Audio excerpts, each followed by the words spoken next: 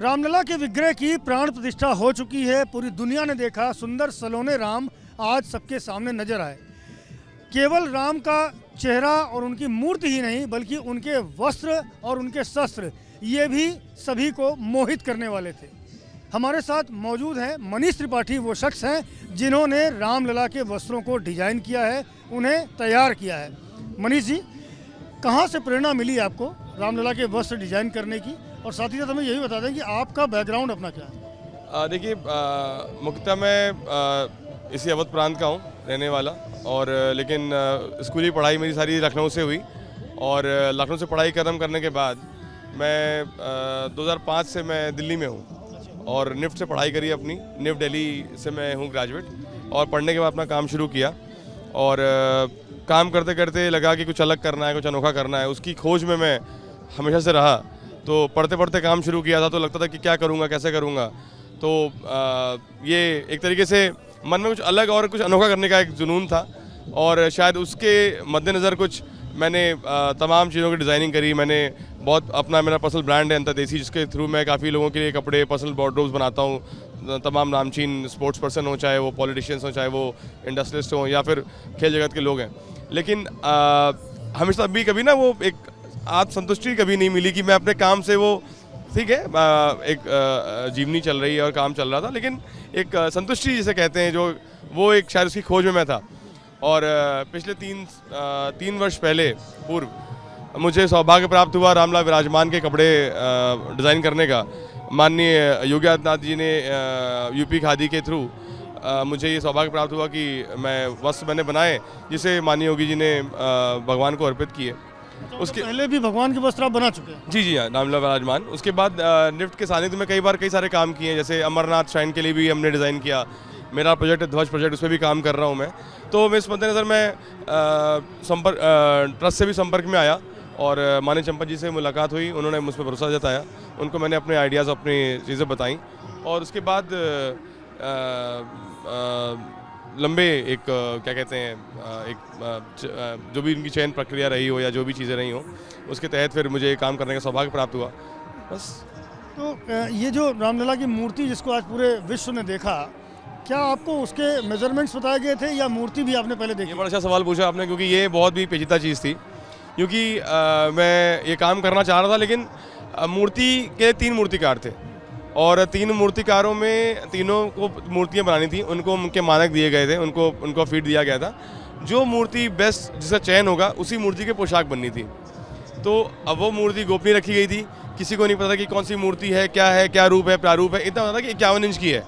तो अब as a designer एक चैलेंज यह आता है कि क्या आप डिज़ाइन करेंगे, और डिज़ाइनिंग का मतलब सिर्फ और सिर्फ रंग से या उससे नहीं है। होता ये भी कि पैटर्न कैसा होना चाहिए, उसकी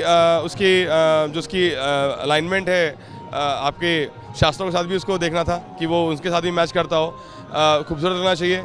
जिस रामलला का वेट पूरा विश्व 500-साढ़े 500 साल से कर रहा है, जब वो आए तो इतने भव्य, इतने दिव्य दिखें कि लगे कि वाकई राजा का पुत्र आज, क्योंकि बालक हैं, 5 साल के एक रामलला बालक हैं, तो वो कैसे होंगे, कैसे उन्होंने कपड़ा पहना होगा। ये एक बहुत बड़ा एक चिंतन का विषय था, मंथन का विषय था। तो इस पर काफ़ी चर्चा हुई, काफ़ी रिसर्च भी हुई।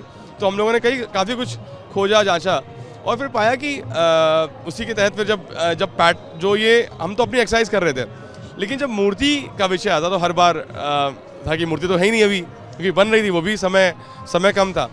तो जब मूर्ति का चयन हुआ तो मुझे सौभाग्य प्राप्त हुआ अरुण योगीराज जी के साथ में रहने का, और उनके साथ मुझे जब पता लगा कि उनकी मूर्ति का चयन हुआ है, तो मुझे ये सौभाग्य मिला कि मैं साथ में उनके साथ मैंने वक्त बिताया, और कह सकता हूँ कि हम लोग साथ में एक ही कमरे में रहे पिछले 1 महीना। तो उनके साथ रहकर मूर्ति के विषय में काफ़ी कुछ जाना, क्योंकि एक सिंगल पत्थर से इतना बारीकी से, इतनी नज़दीकी से काम किया है। सौभाग्य प्राप्त हुआ। अगेन मैं बाबा सौभाग्य से बोल रहा हूँ, क्योंकि मेरे पास शब्द नहीं है कुछ और बोलने का। तो वो जो मूर्ति को जिस तरह से उन्होंने बनाया, तो उनका बहुत अलग लगाव था, क्योंकि उस मूर्ति पे उन्होंने इतना काम किया। तो नॉर्मली क्या होता है कि जब कोई भी कॉस्ट्यूम डिज़ाइन करता है, फैशन डिज़ाइन करता है, उसको एक नॉर्मल मानक दिए गए होते हैं यार कि ये पैटर्न है, ये फार्मूला है। बट जब एक हमारी टीचर थी वंदना मैम, उनसे हमने सीखा था, उन्होंने बोला था पैटर्न मेकिंग क्लास में कि ज़रूरी नहीं कि जो रूल्स है, रेगुलेशंस है, उसको फॉलो करना है। फॉलो वो करना है, जो कपड़ा बनाओगे या कटिंग करोगे वो फिट होना चाहिए। तो वो एक फार्मूला ज़रूर याद था कि फिट करना चाहिए। तो पत्थर में कहीं कटिंग नहीं कर सकते थे क्योंकि पत्थर एक ही ब्लॉक पे बना हुआ था। अगर कहीं भी कटिंग करते तो उसके क्योंकि 1000 साल के लिए तैयारी हुई है, तो वो एक चैलेंज था। तो वो चैलेंज को मीट करने के लिए मुझे यहाँ पे रुकना पड़ा और हम यहाँ रुके। हमने मल्टीपल पैटर्न्स बनाए, मल्टीपल प्रोटोटाइप्स बनाए, सैम्पलिंग तैयार करी और भगवान के आशीर्वाद से हम लोग अपने इस मिशन में सफल हुए। हमने कई सारे जब बनाए तो इसके फिर फैब्रिक हम ऑलरेडी मतलब एक तरह के ऐसा, क्योंकि पूर्व में रामलाल विराजमान के लिए काम किया हुआ था, रिसर्च करी हुई थी, तो ये पता था कि हाँ अगर प्राण प्रतिष्ठा है, इरिस्पेक्टिव कोई भी दिन होगा तो भगवान पीला वस्त्र जरूर पहनेंगे। तो ये मैं ऐसी मंशा लेके चल रहा था। तो मैंने ये एक नहीं बनाया, मैंने उनके लिए मल्टीपल कपड़े तैयार किए और ये धारणा रखते हुए, ये अपने अंदर ही मानते हुए कि भगवान तो है ही, तो मैं इनके सामने इनको अर्पित करूँगा। जो मन में आएगा, जो वो मन में जो बोलेंगे तो वो कलर में चूज करके बनाऊंगा। वो पीले के ही 4 शेड दिखाए उनको, भगवान को उनके समक्ष रखा और जो उन्होंने भगवान ने चूज़ किया वो आपके सामने आज आपको दिख रहा है। मतलब बिना मेजरमेंट के और ऐसी उस मूर्ति के लिए कपड़े बना देना जिसके बारे में सिर्फ आइडिया हो, कितना बड़ा चैलेंज था। बिल्कुल चैलेंज था, बिल्कुल। मूर्ति तो बाद में मिली, बहुत लेट में जब अनाउंस हुआ, बट मैंने फिर खुद ही मूर्ति का पूरा मेजरमेंट किया, नाप उनका लिया भगवान का, और अपनी टीम के साथ मैं यहाँ पे पिछले 1 महीने के ऊपर से मैं यहाँ पे हूँ और पूरी टीम के साथ में कढ़ाई के मेरे लोग और मेरे जो सिलाई के लोग हैं, सब लोग हम लोग मिलकर यहाँ पे आए, शेड में रुके और सबने एकदम कहते हैं ना एक सात्विकता अपनाते हुए अपना काम किया और भगवान की मूर्ति पे पैटर्न सेट किया।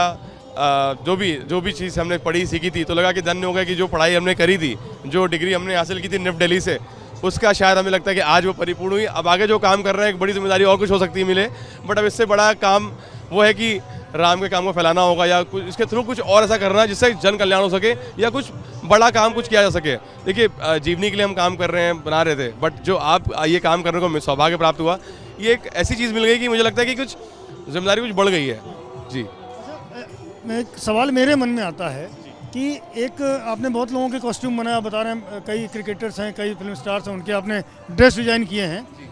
एक व्यक्ति के कपड़े बनाना और एक मूर्ति के कपड़े बनाना, इसमें कितना फ़र्क होता है और कितना मुश्किल होता है? देखिए बहुत फ़र्क है, क्योंकि देखिए आपको ना इसमें क्या होता है कि जो आप अगर किसी व्यक्ति के लिए बनाते हैं तो व्यक्ति बता पाता है कि मुझे पसंद, मुझे नहीं पसंद नहीं है। वो व्यक्ति कह पाता है कि मुझ पर अच्छा लगता है, मुझ पर यह नहीं अच्छा लगता। बट अगर जब अब मैं मूर्ति नहीं बोलूँगा, भगवान राम के लिए बना रहा हूँ, तो अगर मैं भगवान राम के लिए बना रहा हूँ तो कहीं ना कहीं मुझे शायद कहने सुनने में ये थोड़ी अटपटा लगे, बट मैं उनसे वार्तालाप करने की कोशिश करता था कि भगवान मतलब ना कि मुझे बताइए कि आपको पसंद क्या है। तो कहते ना कि थोड़ा सा लॉस्ट वर्ल्ड में रह के, थोड़ा सा एक अलग दुनिया में जाने की सोच के सुबह उठूँ, रात में सोते सपने में बोलूँ कि मुझे बताइए कि क्या पहनना है, आपको कैसा पहनना है। तो क्योंकि कोई जवाब, देखिए हम लोग बहुत अदने हैं, बहुत छोटे हैं भगवान की महिमा के आगे, हम लोग कौन सा डिसाइड करने वाले वो क्या पहनेंगे। तो ये सवाल उनसे पूछना बहुत ज़रूरी था और शायद ये मंथन करना, तो मुझे ऐसा लगता है कि अच्छा वो उत्तर देते थे भगवान 5 साल के बालक से जो आप पूछते थे।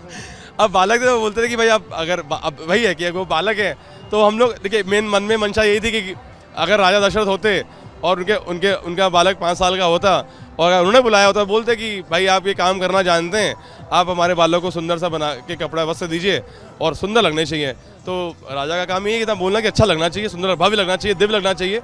और बहुत बड़ी जिम्मेदारी ये भी थी कि देश पूरा देखना चाह रहा था कि प्रभु श्री राम दिखते कैसे हैं, रामलाल दिखते कैसे हैं। ये बहुत बड़ा एक जिम्मेदारी थी। मतलब ये सिर्फ डिज़ाइनिंग का विषय नहीं है, ये सिर्फ फैशन का विषय नहीं है, ये कपड़े का वस्त्र का विषय नहीं है, ये विषय करोड़ों लोगों की आस्था का था। जहाँ पे जो लोग अरुण योगीराज जी ने इतनी सुंदर मूर्ति इतना आपने देखा क्या मुस्कान है मूर्ति की। अब उस मूर्ति को कॉम्प्लीमेंट करने के लिए, उसको उखेरने के लिए, उसको और उसके अंदर और दिव्यता देने के लिए मुझे लगा मेरी जिम्मेदारी भी बढ़ जाती है कि मैं वस्त्र वैसे बनाऊं कि जो उम्मीद करोड़ों लोगों ने करी अपने रामलला के लिए कि वो भगवान आएंगे तो कैसे दिखेंगे। हम सुन रहे थे, गाने सुन रहे थे, राम आएंगे। अब आ चुके हैं और आने वाले हैं, कैसे दिखेंगे। ये एक बहुत बड़ी जिम्मेदारी एज अ क्रिएटिव पर्सन थी कि लोगों को हमें निराश नहीं करना है। लेकिन अगर आज आपके टीवी के चैनल के माध्यम से लोग देख रहे हैं या दर्शन करेंगे आके, वो देखेंगे जब पब्लिक के लिए ये मंदिर ओपन होगा, तो एटलीस्ट उन्हें ये तो लगे कि हाँ बस एक राजा ऐसे दिखते हैं। हमें ये भी बता दीजिए इन वस्त्रों की खूबी क्या है, खासियतें क्या हैं, क्या क्या चीज़ों से इनका निर्माण किया गया? देखिए, ये जो वस्त्र हैं, ये जो वस्त्र हैं, क्योंकि भगवान पीताम्बर हैं, विष्णु जी के अवतार हैं, तो हमने पीताम्बरी इस्तेमाल किया था, पीताम्बरी हमने यूज़ किया था। और पीताम्बरी में ये जो कपड़ा हमने काशी से इसको बनवाया। इस कपड़े में चांदी के तार, जिसको स्वर्ण के उसके ऊपर तार लगा हुआ वो मटेरियल था। जो कढ़ाई में भी जो हमने जो भी मटेरियल यूज़ किया वो सारा स्वर्ण और चांदी का था। उसके बाद जो रामलला विराजमान हैं उन पे भी वो जो वस्त्र हैं वो भी पैठनी यूज़ हुई है, वो भी उसको भी हमने बनाया है। लेकिन जो मुख्यतः जो रामलला जो अभी नई मूर्ति आपके सामने जो आप देख रहे हैं, उसमें सारा का सारा काम पूरा हैंडलूम, हैंड वोवन, और जिस तरह का मैं मतलब खुद भी एक वो रखता हूँ अपने अंदर की हैंडलूम को, इसके थ्रू आगे हैंडलूम को बढ़ावा मिले, खादी को बढ़ावा मिले, लोग और इसके जाने कि भगवान क्या पहनते हैं। जो मर्यादा पुरुषोत्तम लोगों के जीवन में इतना बदलाव ला रहे हैं, लाएंगे, तो मैं समझता हूँ कि कहीं ना कहीं इनको देख के भी लोग शायद प्रेरित हों और इस तरफ आगे बढ़े। रत्न जड़ित भी है ये पोशाक जो बनाई आपने भगवान की? जी, रत्न जड़ित मतलब ये सारे नहीं, तार हैं इसके अंदर, जो तार हैं वो स्वर्ण और चांदी के हैं। कढ़ाई उसकी सारी सुई से कढ़ाई हुई है भगवान के। जी, भगवान बड़े कोमल हैं, कैसे ध्यान रखा गया है उनकी कोमलता का कि ये चांदी सोने का जो काम है वो चुभे ना उन्हें? देखिए, इसके लिए हमने उसमें मखमली अस्तर लगाए, हम उसके अंदर हमने भगवान के लिए हमने बहुत ध्यान दिया। मतलब इसमें तो आप जैसे कहते हैं ना कि भगवान के मेजरमेंट लेने के पहले उनको प्रणाम करके उनसे पूछना, उनसे वार्ता करना। जैसे आप बच्चे को आप कहते हैं ना कि भाई आपको नहीं, भगवान कहना कि कोई बच्चा सबके पास नहीं आता।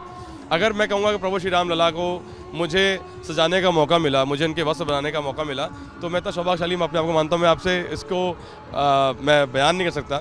और हाँ, ये भी था कि भगवान के वस्त्र में जो भी एम्ब्रॉयडरी है, जो कढ़ाई है, उसमें कोई भी जो पैटर्न और मोटिव हैं वो ऐसे नहीं लगा दिया कि फूल पत्ती लगा दिया। हमने बहुत बाकायदा पद्म को यूज़ किया है, हमने शंख को यूज़ किया है, हमने मयूर को यूज़ किया है, हमने मतलब उसको अलग अलग तरीके से उस कढ़ाई में उसका उपयोग किया हुआ है हमने। रामलला जो नए विग्रह जिनकी आज प्राण प्रतिष्ठा हुई है, ये भी जानकारी मिली है कि हर दिन उनके कपड़े का जो है रंग अलग अलग होगा।